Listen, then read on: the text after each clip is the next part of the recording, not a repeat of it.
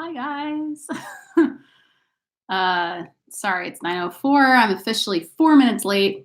Couldn't figure out how to uh, go live once I had set up my thing to start at 9. They hit the button. Very tricky. How's everyone doing? I see this hasn't even started yet, and I already have one downvote. So, ooh.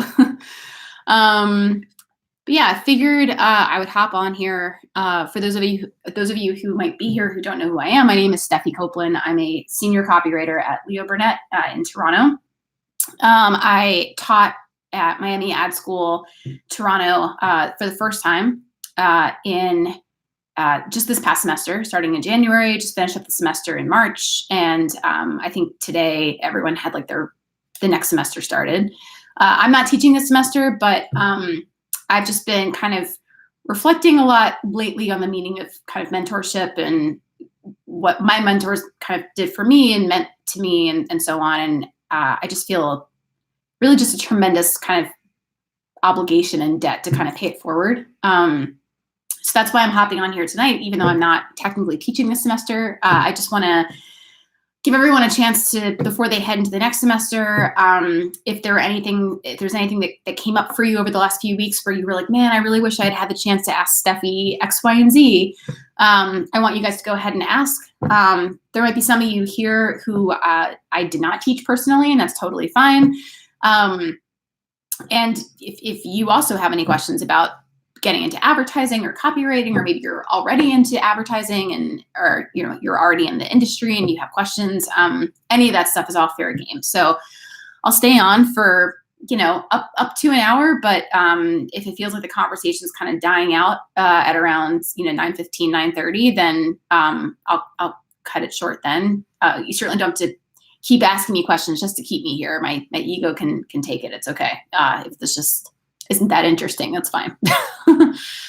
But yeah, you should hopefully see it like a sidebar, like a chat on the side. I think you have to be logged into YouTube. So if you're not logged in, go ahead and take a second and log in. But once you're logged in, you should be able to leave like a question or a comment on the side. Oh, Sophia says hi. There we go. So it is working. Wonderful. So yeah, if you have any questions, by all means, hi, Jacqueline. Hi, no problem, guys. I am here for you. If you have any questions, go ahead and leave them in the sidebar and I'll get to them. I think the first thing that's obviously been on everyone's mind is COVID, coronavirus. And I certainly don't know how this has really impacted you guys in your lives, just because I know you're all kind of balancing Miami Ad School with other responsibilities and obligations and day jobs and so on. So that probably looks kind of different for all of you, but I figured I would just tell you guys, if you're curious, a little bit about what it's been like from my end, being in the industry. So let me think. Leo Burnett, we had our first like sit down meeting as an agency about coronavirus. Let me think. It would have been, I think it was like March 6th or 7th. And at that point, the only contact we had was, or like the only reason to worry or really be concerned, the only connection that our agency even had to this thing was that somebody else in the building on a different floor who didn't even work for Leo Burnett, just like a random person in the office, had come in contact with someone whose husband knew someone who had like had coronavirus or something. It was some like crazy, like 6 degrees of separation kind of relationship like that. And our president was basically like, this is concerning, but like ultimately probably not that concerning. It's one person, whatever. They did a deep office clean, and they were just kind of like, we're going to take it day by day and see how things go. And that lasted for about a week. And then a week later, they came in and they were like, all right, it's going to look like you guys are going to be all working from home for the foreseeable future. So make sure that your passwords are updated and you have like your VPN all set to go and stuff like that. And so all of us were pretty prepared to work from home. As I mentioned in class, and again, for those of you who may not have been in my class and are just kind of seeing this now for the first time, a fun fact about being a copywriter is that you can kind of work wherever you want. I think for me specifically as a copywriter, this whole like work from home thing has not been as earth-shatteringly different from like my normal routine as some other people. I mean, don't get me wrong. Like before this happened, I did go into my office every single day and I lived my life and I did my thing. But typically, usually under normal circumstances, a typical day is that I go to the office and I go to some meetings, and then my partner and I will go off site and we'll go to a coffee shop or, the park or just wherever kind of fills us with inspiration and good vibes. And that sounds really hippy dippy, but it's true. And we'll just kind of sit and we'll jam and come up with cool stuff. And so the idea of doing that in a coffee shop versus just my living room, like it's not that different in the sense that I'm not somebody who spends my entire day chained to my desk like 9 to 5. That's never been my life. And that's not, obviously now that's no one's life. So that part of it has been fine adjusting to. What has been really, really hard is brainstorming and concepting. It turns out there really is a lot of magic and chemistry that happens in person, at least with me and my partner. And maybe every partnership is different, but I know for us, it has been really challenging. I don't know the way that Miami Ad School is doing it with you guys. If they're like expecting you guys to somehow come up with a way to brainstorm in person or not. I assume everything is virtual.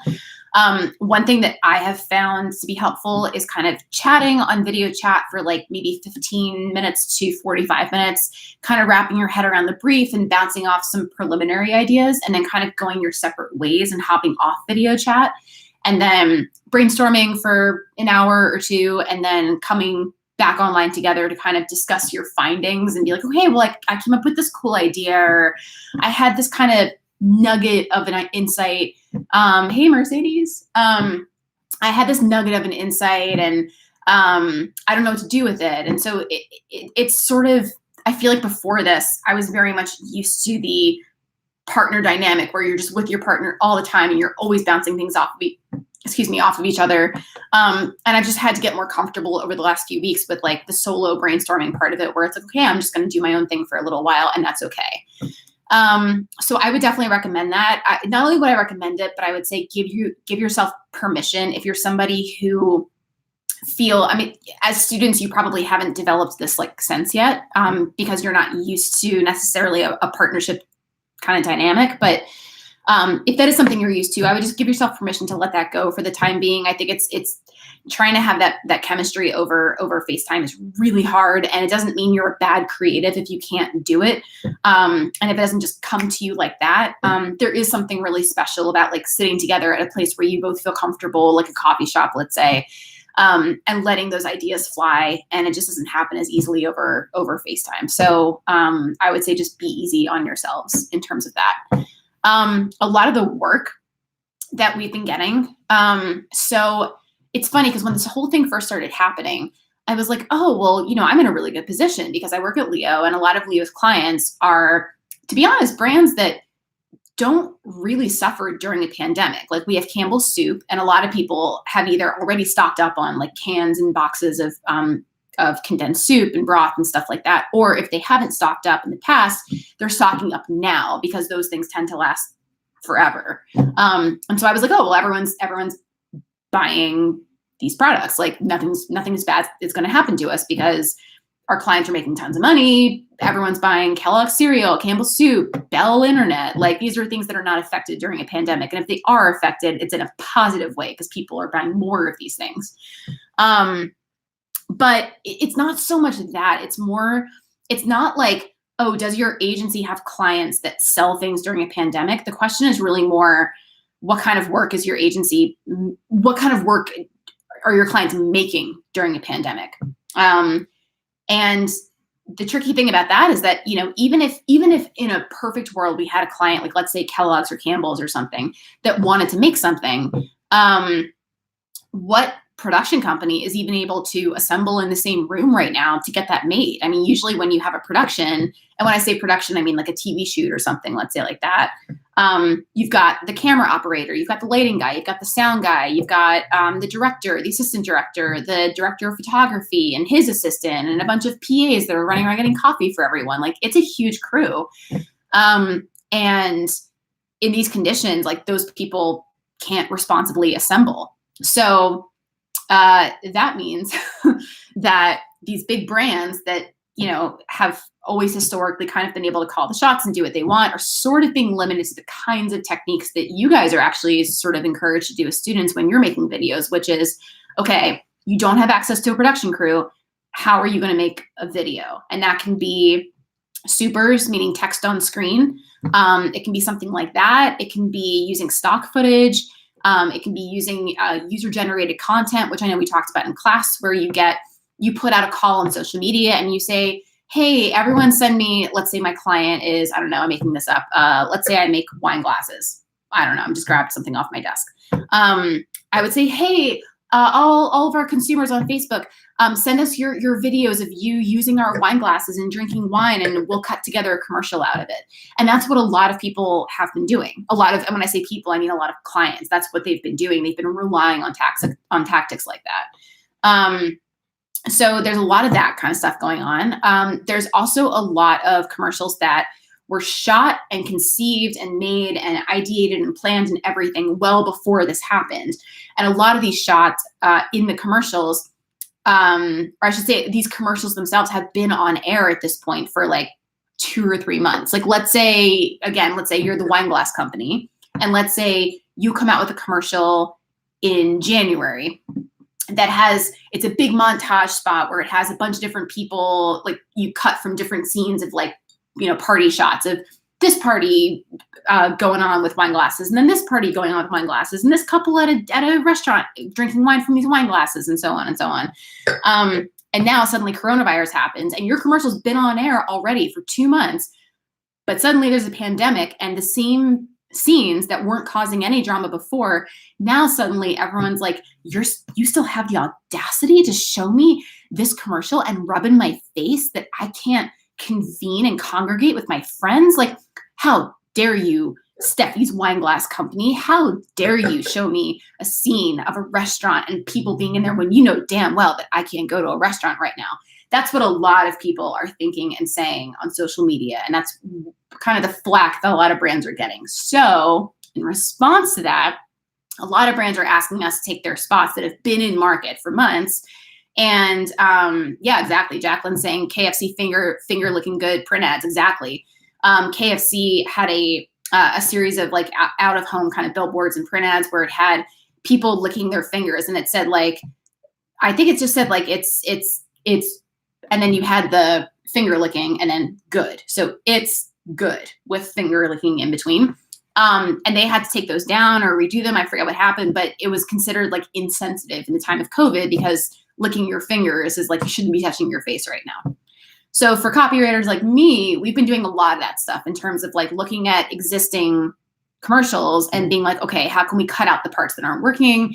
Can we change the voiceover so it comes off a little bit more empathetic to what people are going through right now? Do we pull the spot entirely? Are there spots that we were about to make that now we have to sit on them and be like, wait a minute, we're still going to put this out there, but let's wait another 6 months and wait until the timing's right. It's a lot of that stuff going on. Plus, there've just been a ton of agencies that have released. I know BBH released this like awesome document on LinkedIn.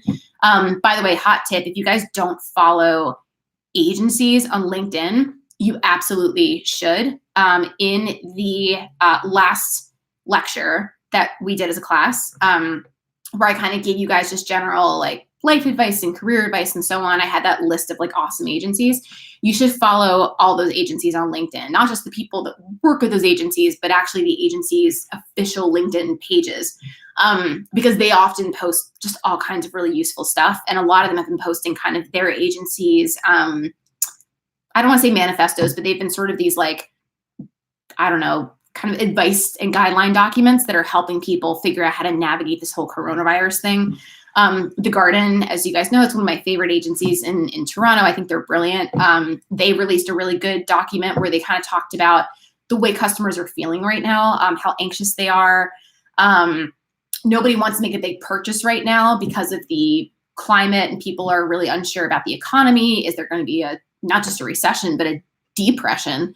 That could potentially happen. A lot of people have gotten laid off. Some people are furloughed, which means that they've been laid off temporarily with the promise that they will get rehired when this whole thing is over. But that's, of course, assuming that their place of work even still exists when this thing is over. And a lot of places are going out of business. So basically, you have to adjust your creative from a standpoint of knowing that it's no longer all the rules that I taught you guys in class last semester about like always be selling and make sure you're being really complimentary of the product and blah, blah, blah, blah, blah.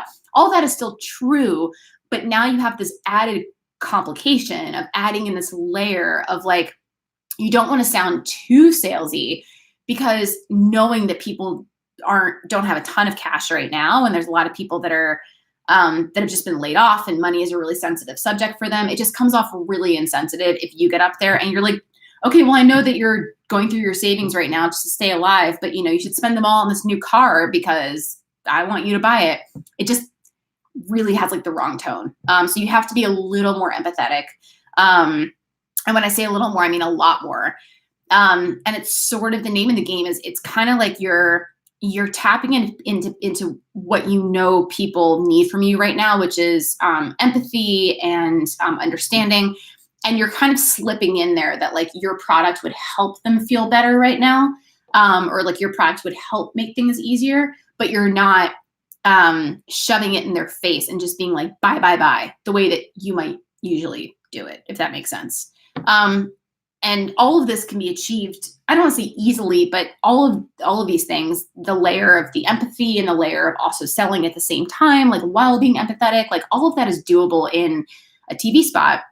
It can get very, very, very tricky in something like a social post where you've got these like very kind of draconic character limits that are like very unforgiving, where Facebook says, all right, you've got 125 characters in this social post and that's it. And you somehow have to find a way to get all that information in there about being empathetic, but also selling. And there's a ton of things you have to accomplish in just 125 characters. It can be very difficult.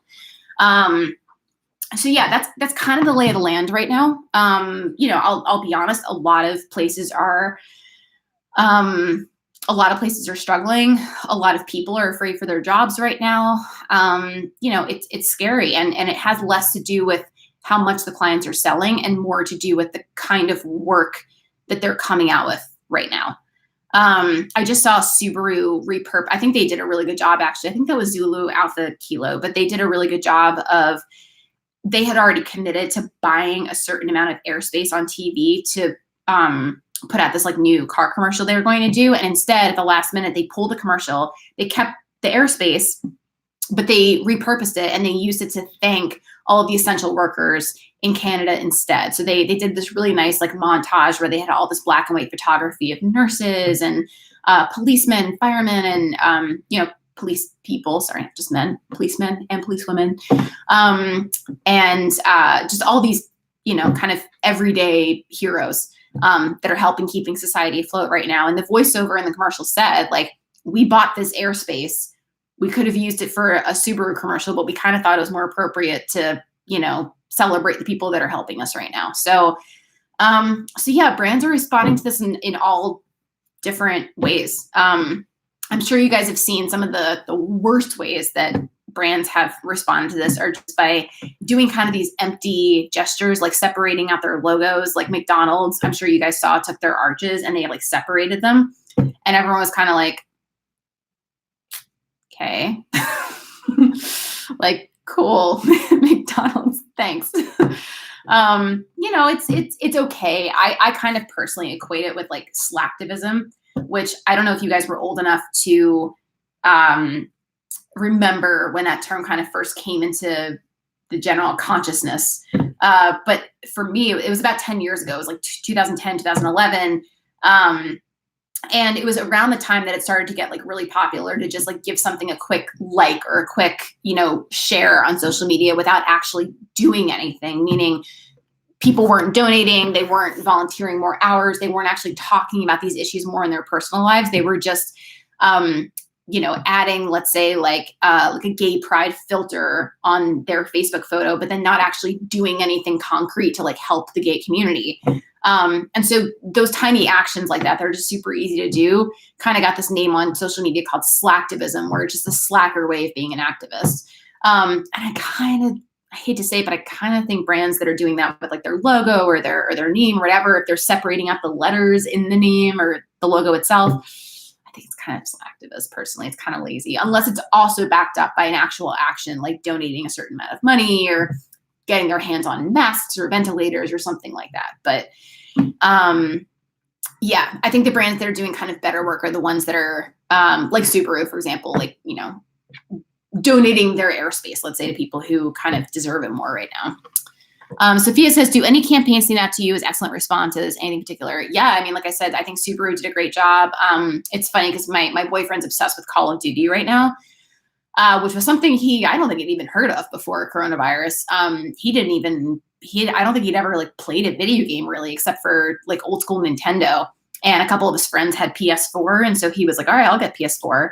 And I guess like Call of Duty was a free download or something. And now it's all he does. We live together and I have not seen him in weeks because all he does is Call of Duty.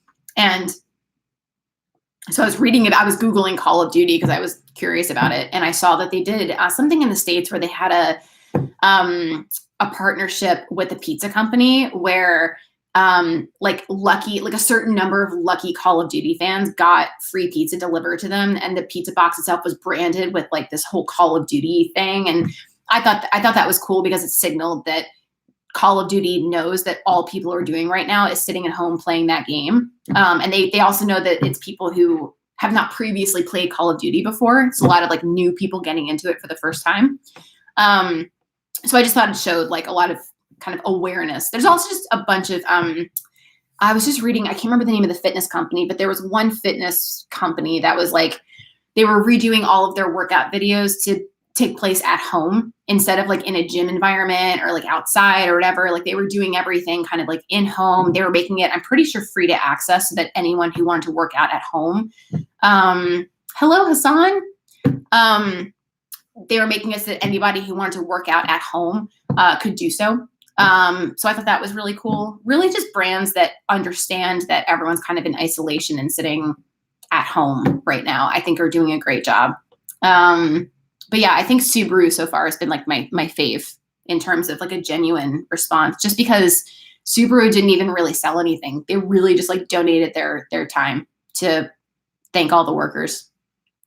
Jacqueline says, do you think how brands react to COVID now in whether an attention grab or positive stance will be remembered in the general public's eye? I feel like it's a fine line to lead into, like McDonald's. Ooh, that is a great question.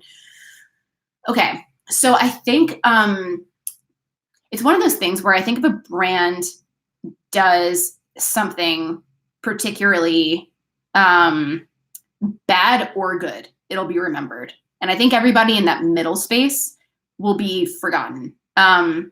So like, I know, for example, like the Subaru thing, and maybe it could just be me. Like maybe I'm the only one who thinks that's cool. I don't know. I just thought it was like really generous of them to donate the space when they could have just taken like, not like stock footage, but like running footage that they had sitting around in their archives, and they could have just still sold the idea of Subaru, and they decided not to. I thought that was very cool of them. I think something on that level of like goodness will be remembered.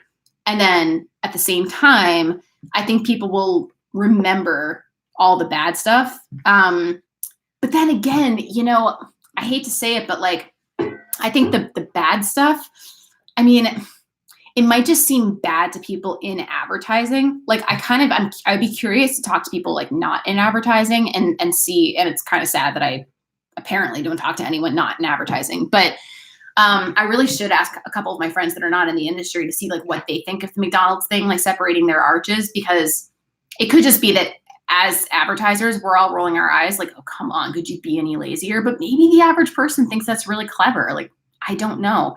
I kind of think that unless something is like really offensive though, you know, like if they were to like make fun of people who had COVID or do something offensive with like the masks or something racist, like, ooh, I think it would have to be that bad for people to like consciously remember it.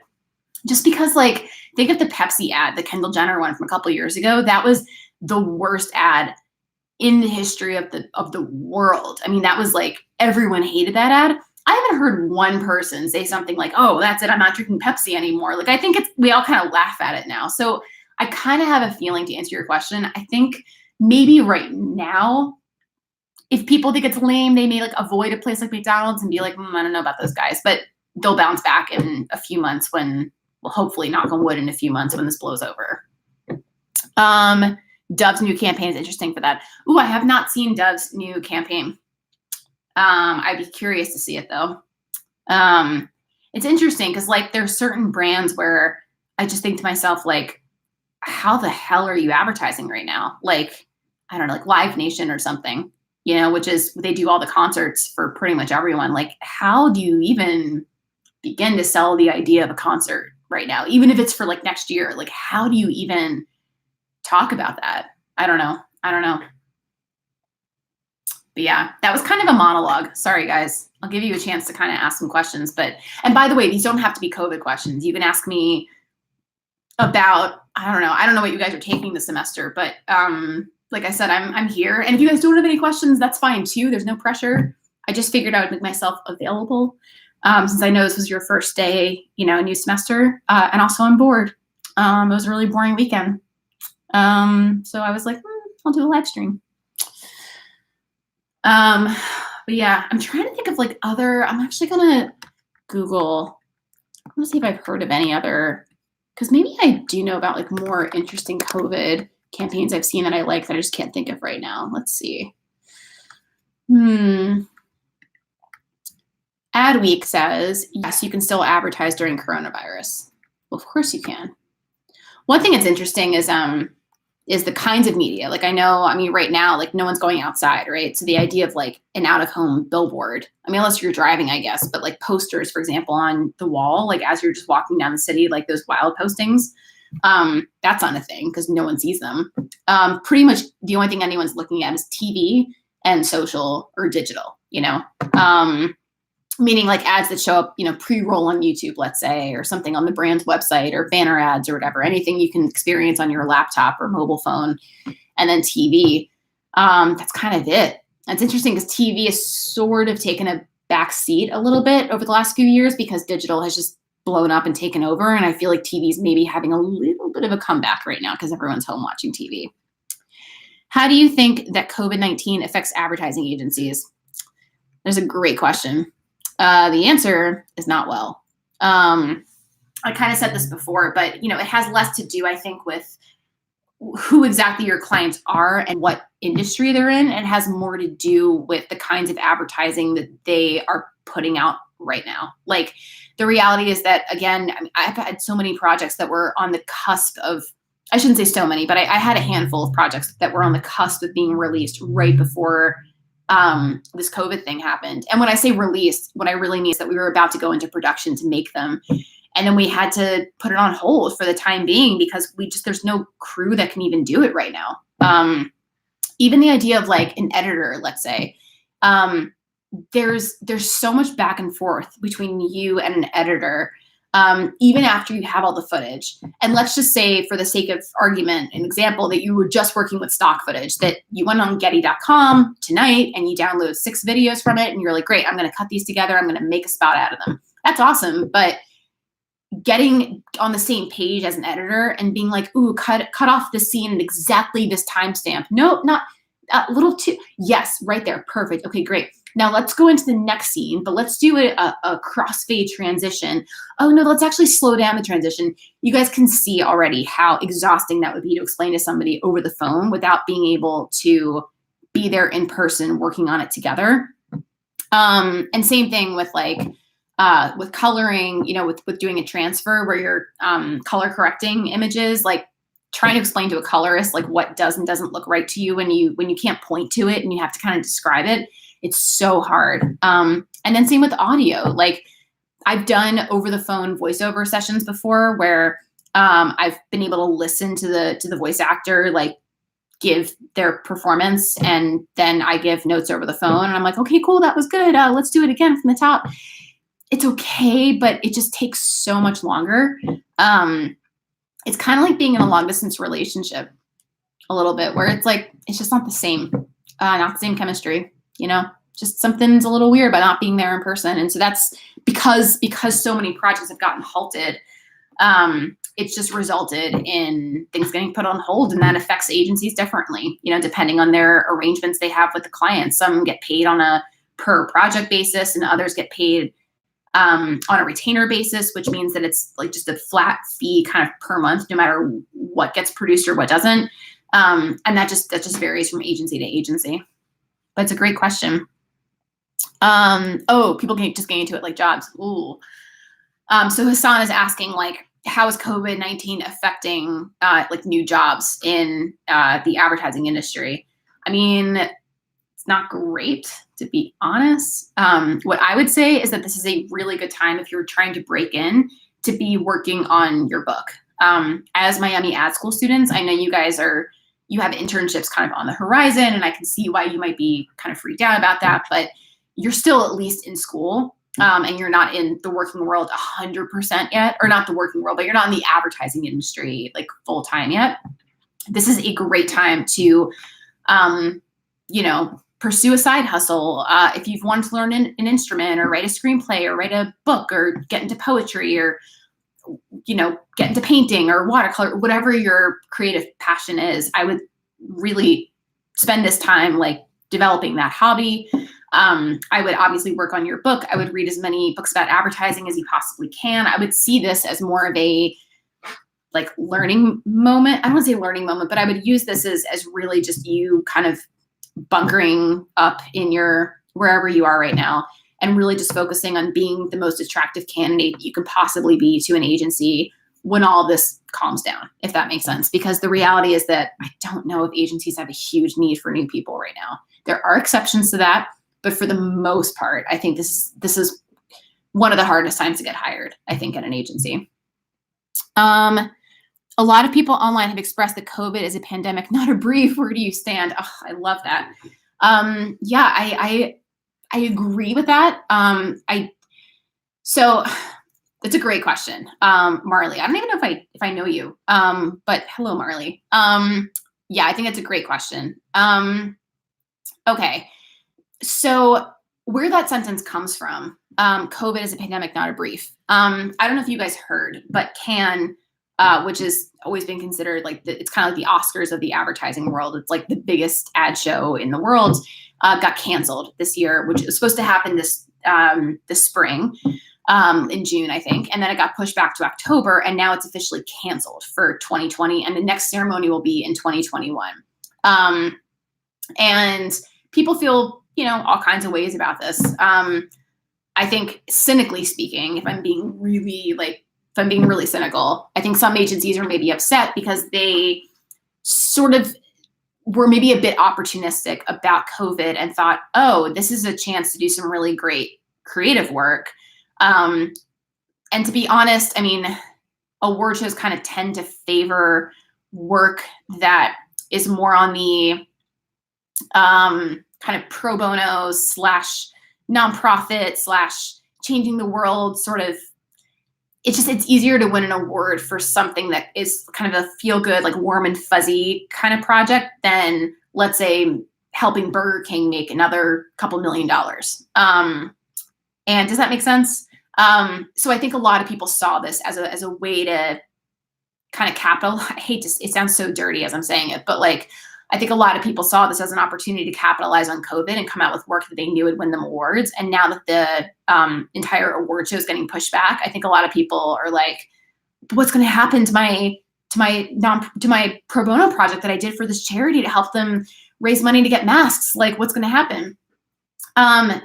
So I guess in answer to your question, my thoughts are, for all the people that just came out with campaigns for the sole purpose of winning an award, for example, separating your logo, where really all that does is, like, you might win something in the design category if your new logo that's all spread out looks really good. I don't know. But are you really helping people? Can you really measurably tell how many people decided to practice social distancing once they saw the letters in your logo spaced out a little bit, where it's like, oh, I wasn't taking it seriously, but now that, I don't know, I'm making this up.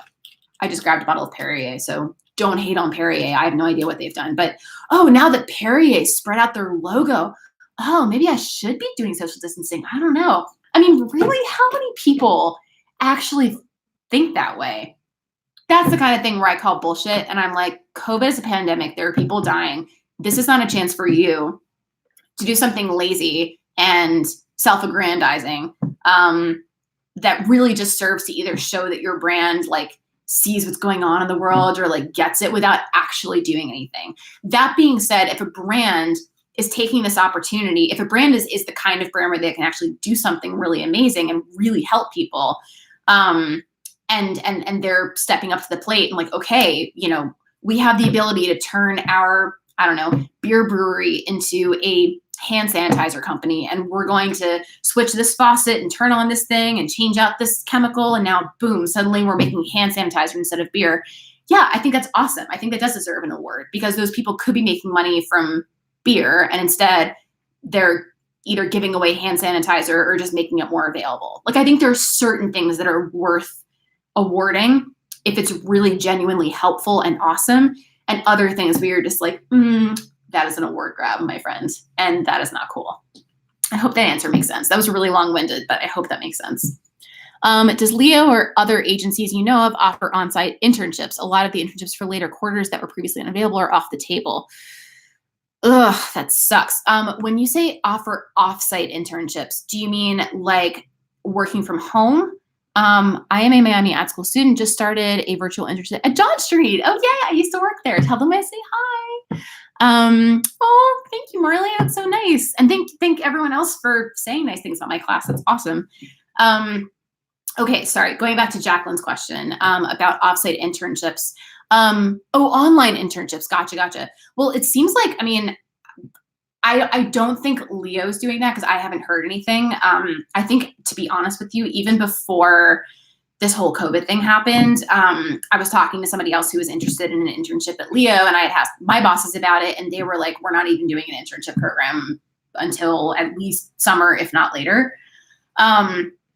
So I know Leo is not doing that. I don't know about other agencies. It looks like Marley was able to get a virtual internship at John Street. So I guess some places are doing an online internship program, but I can only speak to Leo, and I just know that Leo's not doing it, unfortunately, which really sucks. I know I had seen a thing on LinkedIn a while ago about Sid Lee also doing an internship, and apparently that also went away. And like, I feel for everyone right now who is bummed out. The only thing I can promise you is that nobody in the industry will hold this against you. Like, no one's going to look at, I mean, it's great that Marley in the chat was able to get a job at John Street. That's awesome. But if you weren't able to get a job, I promise you, like, every agency knows how fucking insane things are right now. And no one's going to be like, why weren't you one of the lucky few who were able to get an internship? Like, it has so much to do with the agency's technology and their company culture and their size and just all kinds of things where, like, I honestly, I wouldn't beat yourself up over it. I think it's okay. Like I said, take this time, instead of doing a proper internship, take this time to kind of be your own internship. I know that sounds daunting and stressful and bullshit, but I'm telling you, it's true. Like, take the time to read as many books about advertising as you can, work on your book, work on a side hobby, like whatever you can do, just make yourself a more attractive candidate. I think that's a great way to spend this time. And you might even learn more from doing that than you would from an internship, to be completely honest with you. We need agencies in our network that are doing online internships this quarter are John Street, Rethink, 360i New York, and Gut Miami. Wonderful. Thank you, Manit. She's so lovely. Everyone give it up for Manit. I've not even heard of Gut Miami. Is it Guts, G-U-T, G-UT? I don't know, but it sounds awesome. So there we go. Just making sure I haven't missed any questions. Okay. Oh man, I'm so comfy in these sweats.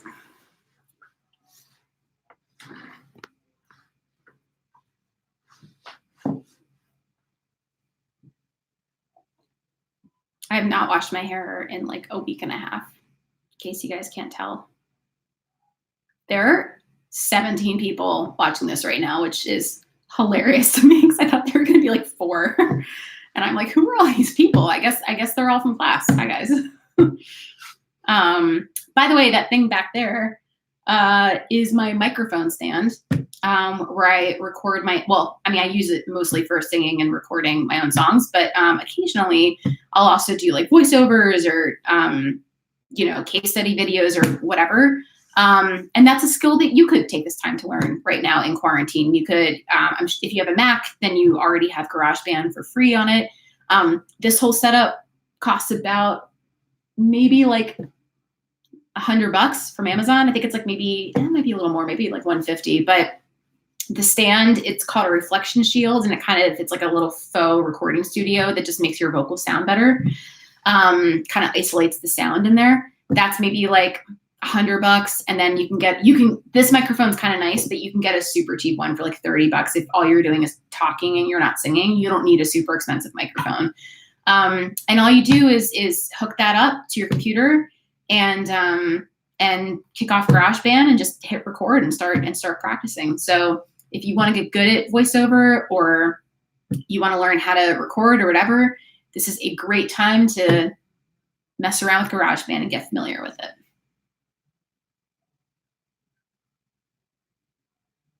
I feel like the questions are slowing down, which is totally fine. It is 9:45. I will answer one more question. Whatever the next one is, I will answer. And after that, I'm going to smoke a bowl and I'm going to watch some TV and take off my makeup, because I put on makeup for you guys because I care. And then I'm going to go to bed. All right, Katie got the last question in. Not sure if this is a stupid question, but from your own experience with the Leo clients, are some clients, oh, okay, there's a lot of questions. All right, fine. I lied. I'll answer all of these. Because I feel bad. Wouldn't it be an asshole move if I was like, oh, sorry, you were too slow, bye.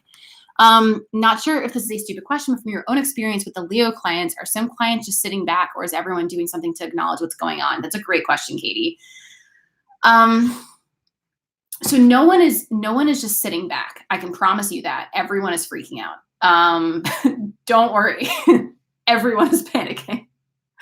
I shouldn't say everyone's panicking, but no, this is top of mind for everyone.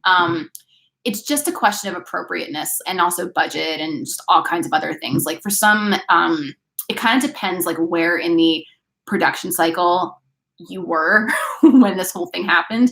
If you were days away from like releasing your spot, you might just tweak it to make sure that it still makes sense within all of this, meaning don't have any scenes of like giant parties where people are getting together. Don't have any, I don't know why you would ever make a joke at like a nurse's expense, but if you do have one in there, like obviously don't put that in there. Just like basic things like that. If you were kind of more of the ideation phase where you were just trying to think of ideas for spots, that's where you tend to see brands that are like, I just want to hold off and wait. Maybe we'll run something else in the meantime just to kind of keep us top of mind, but we'll run this brand new campaign later on in the year.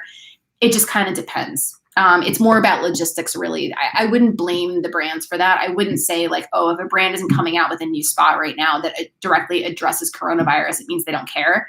That's not what's happening.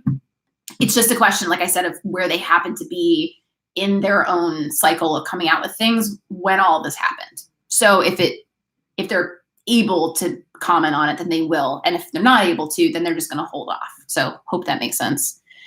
Hi, Shirley. Nice to meet you. Wasn't in your class, but I'm also a student. Do you think it's a good time to reach out to creatives in the industry to look over portfolios and go for virtual coffee? Oh my God, 100%. Do you have any idea how bored we are right now? Like, it is, I don't mean during work hours. Like, to be honest, it's actually, we're more busy now during the day because it takes twice as long to get anything done. Because like just before this, I had a call. First of all, I had a call at 8 o'clock at night, which has never happened, but I had one. And it was supposed to go from 8 to 8:30 and ended up going from 8 to 9 because it just takes so long to go through things over video chat, because you got to wait for everyone to show up, and then one person's audio feed isn't working, and then someone else cuts out, and then someone else's video freezes, and it's a whole thing.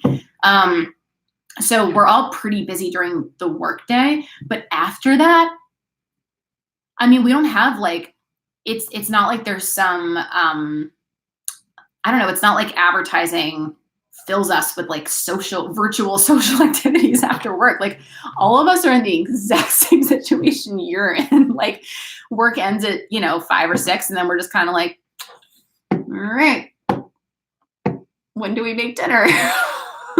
So yes, 100%. Hit us up, send us your books. Happy to do a virtual coffee with you. It's actually like, even though we're super busy during the day, it's also in some ways easier to meet up because we don't have to like leave the office and go somewhere. We can just hang up on the call we're on, call you, talk to you for an hour, hang up, and then go to our next meeting pretty seamlessly. And there's no like transportation time in the middle. So yeah, definitely hit us up. Apart from working on personal projects and books because buying behavior will change, do you think that advertising will change? Ooh, that is a great question. But let me read that again. Apart from working on personal projects and books because buying behavior will change, do you think that advertising will change? I assume what you're saying is like, you think that advertising books can only be so helpful. Oh, you're saying books. Sorry, I'm an idiot. You mean like personal projects and your portfolios. You're saying that buying behavior will obviously change, but do I think advertising as in like do I think the industry will change or the kinds of spots people come out with? I guess when you say, I'm happy to answer, just when you say, do I think that advertising will change? Like I said, I do think that TV is having a moment right now, for sure. In terms of like whether that sticks around, I don't know. I think when people get back to their normal lives, I don't think this is going to reignite some passion for watching TV that people like didn't have before, where suddenly it's like, I watched everything on Netflix, but now I got kind of used to watching TV. So I'm going to go ahead and watch TV. Like, I don't know if people are going to think that way. But maybe I'm misinterpreting your question. Do I think that advertising will change? I will say this. I think that I don't know if I can be very helpful in terms of like predicting what will happen after this, but I can, because I don't think anyone knows that really. But I can tell you that there have already been a lot of changes in behavior. Just people are more willing to sit and watch like long form content now than they were before. It's almost like attention spans are getting weirdly longer because there's less pressure of like, oh, I only have 15 minutes to do this thing before I have to go and do the next thing. It's kind of like people wake up and we're all kind of like, well, we got all day. What else is going on? Gonna put on my sweatpants and live another day of this life. So, if a commercial takes 30 seconds, that used to seem like an eternity. And now it's like, oh, this will fill up 30 seconds of the day. That's nice. So there's been kind of changes like that, where I would say, yeah, like long form content. I'm trying to think, going live like I'm doing right now has gotten way more popular. So like influencers, for example, like I'm sure you guys have seen in your Instagram feeds. I feel like every hour, whenever I check my phone, it's like so-and-so is going live. And it's like, of course they are. Cause like, what else are we all doing? Something like this.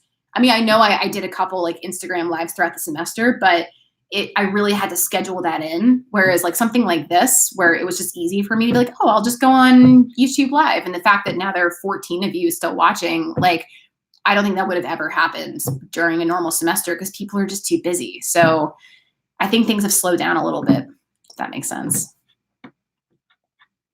Anyway, okay, that's it for all the questions, I believe, because it seems like everyone's questioned out, which is great.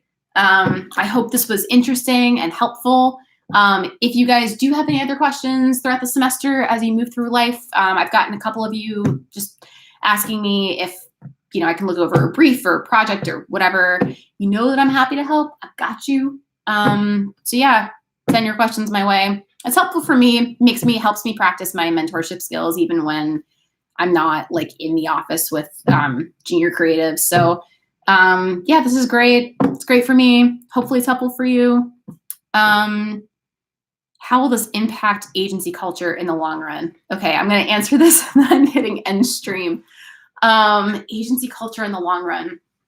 Okay, so I think it'll make agencies, I think it'll make them take their technology more seriously. Like I think before this, agencies were sort of like, oh, we need to have some kind of, telecommunication solution. So let's just get Skype. But I think now agencies will be really deliberate about being like, okay, which one is the best one and which one actually works and which one has good reviews. Like I think Zoom has sort of emerged as like the industry leader of kind of video chatting software.